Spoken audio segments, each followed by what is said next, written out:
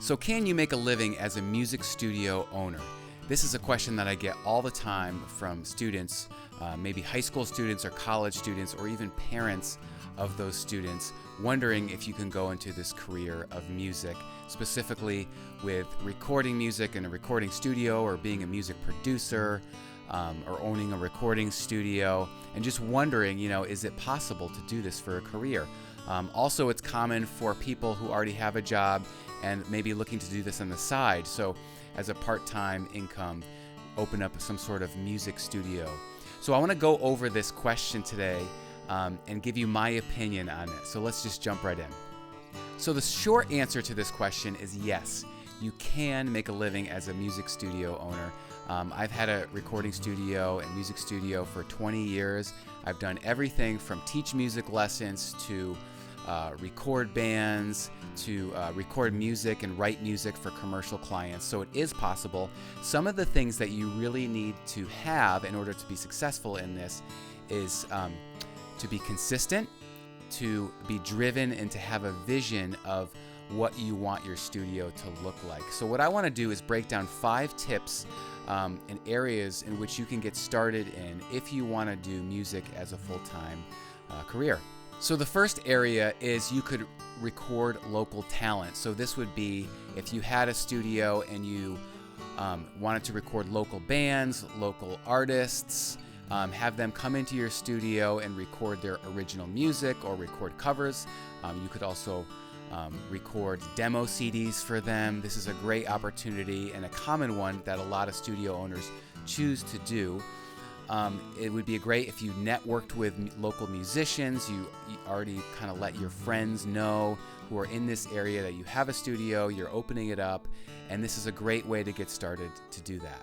The second area is to mix or master music online. So this could be done remotely, where you network with music people across the internet in areas of your niche. So for example, if you do EDM music, you could mix EDM music for people within that niche and get really specific on that. Or you could master music for different clients, and where they would send you their tracks or their music, you could mix it on your system and then send that back to them. So you would never actually be in physical contact with the people, but you could just do this all remotely. So that's a really good option to get started with as well. Another one, the third option, is to sell pre-made music on your website, or on a website like BeatStars.com, where you make beats or different clips of music and you upload it to your website, and people can download that for a certain cost. Again, this is really good if you can make different genres or get really specific, because there's so many people out there doing this already.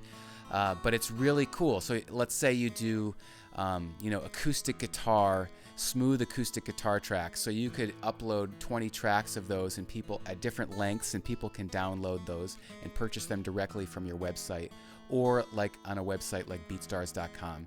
Additionally, you can create sample packs if you use Ableton Live, so people can download those as well. And a lot of producers use that option as well. Option number 4 is to create custom music for commercial clients. So I did this for a long time. This would be working for advertising agencies, music production companies, or music producers, film companies that need background music for their production. So I did a lot of music for radio spots, for jingles. Also, educational companies hired me to make background music for their videos. So this is a little bit harder of an area to get into, but once you can get into them and develop relationships with those companies, they can send you repeat work, and it's often a great way to create your own music and help other clients as well. The 5th option is probably a very obvious one, but that's to teach music. So I've been doing this ever since I've been 16 years old. I started driving to my friend's house and teaching them guitar lessons in their own home, and I've kind of been teaching music ever since. So you can offer music lessons in your specific instrument, whether it's guitar or piano or drums or voice. And a great way to get started with this is to work with a local music studio if you wanted to, and then you could eventually branch out on your own. You could also nowadays teach online, so you could teach over Zoom or Skype. It's a great way to teach.